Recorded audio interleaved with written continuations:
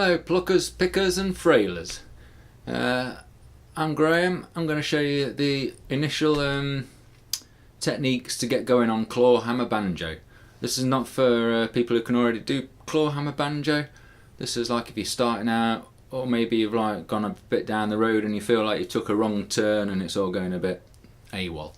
It's a very easy technique to get wrong. I got it terribly wrong myself at the beginning and was fortunate enough to get corrected by an expert. For those of you who play guitar or mandolin or ukulele or anything like that, it's nothing like strumming. It couldn't be further from the action of strumming, really.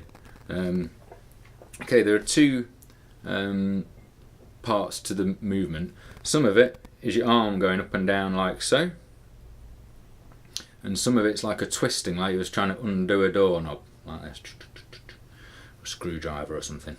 Okay, so that twisting of the forearm where your two bones are moving in your arm. Okay, and then there's some basic rules of it. For starters, if you get something like your finger in those three fingers, and just gently curl that around, and just remove that finger, and your left, like with this claw shape, you see, it's like a claw. Okay, and then you're going to hammer down with your thumb, so it's claw hammer. Okay, so like I say, there's a couple of rules. One is it's only ever down strumming. You never do up strumming. So it's always like down or one string, like so.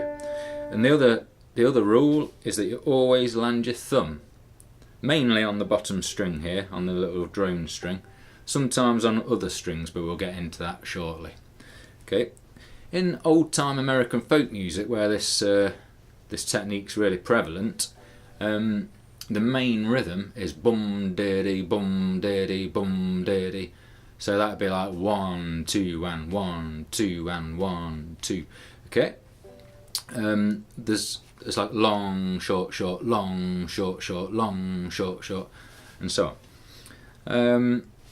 So that's achieved by a strum and then plucking one note and then a pluck with the thumb.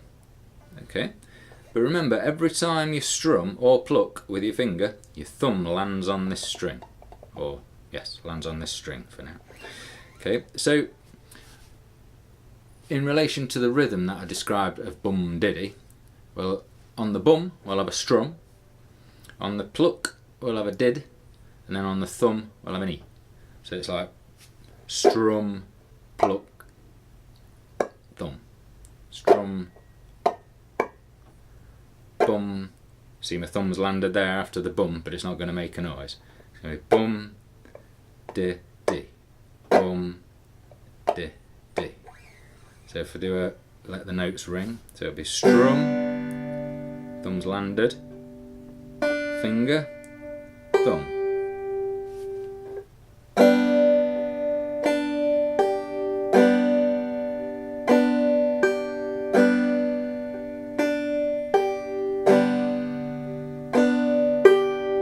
Okay, and now if you spend a good 500 hours doing that, you'll have it down. Right, it will drive you insane. Okay, so what we're going to do is look at a pattern. So we're going to strum across all the strings, then pluck the top string, and then thumb the bottom string. So it's strum, land your thumb, pluck, pluck, strum, di, di, bum, di, di, bum, di, di. So we'll do it a bit quicker, you'll be able to feel the groove of it. Bum, di, di, bum, di, di, bum, di, di, bum, di, di. Okay.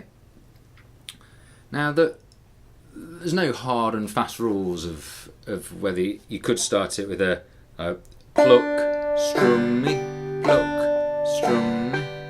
But I was just doing it because strum rhymes with bum.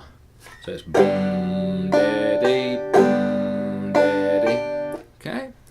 Right. Now, controversially, I think you should get into drop thumbing straight away, so then it doesn't become a hurdle later. And what drop thumbing is is on the silent thumb, where you just land it and release like so, like that. We can do that on a different string.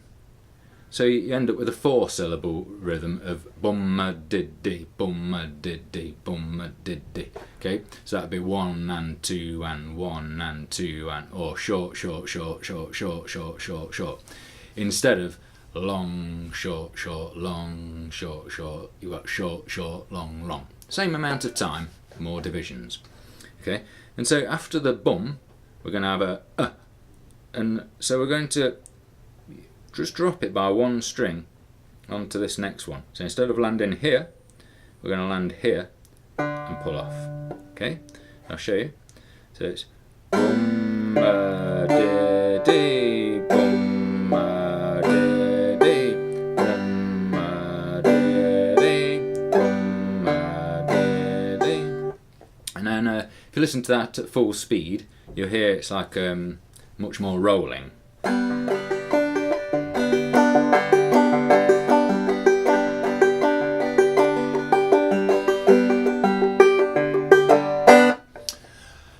Variation in there because I went wrong.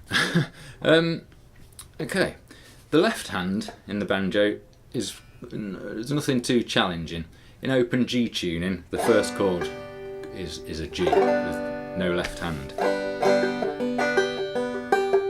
and then the D chord is on the 2nd fret on the G string and the 3rd fret on the B string. So that's the middle 2 of the proper strings on a little diagonal line. You can see 2nd and 3rd.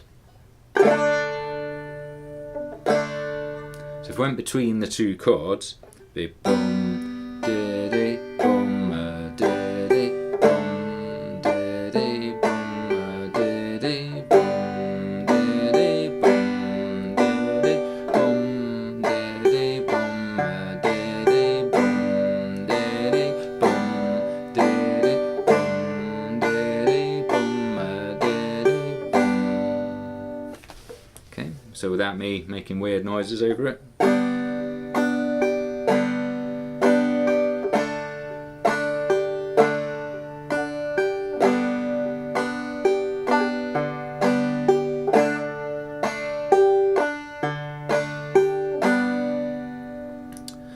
Okay,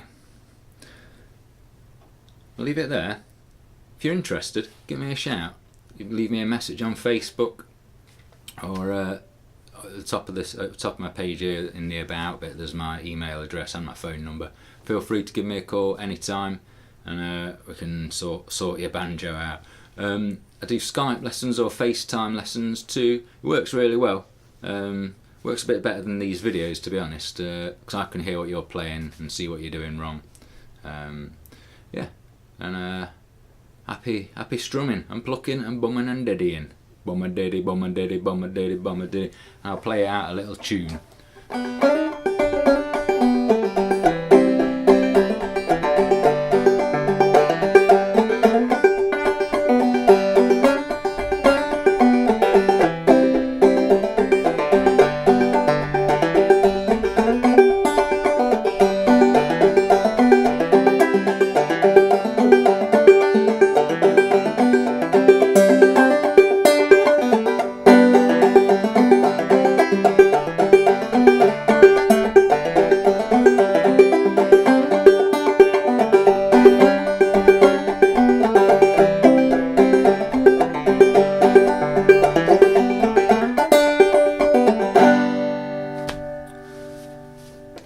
Take care, y'all.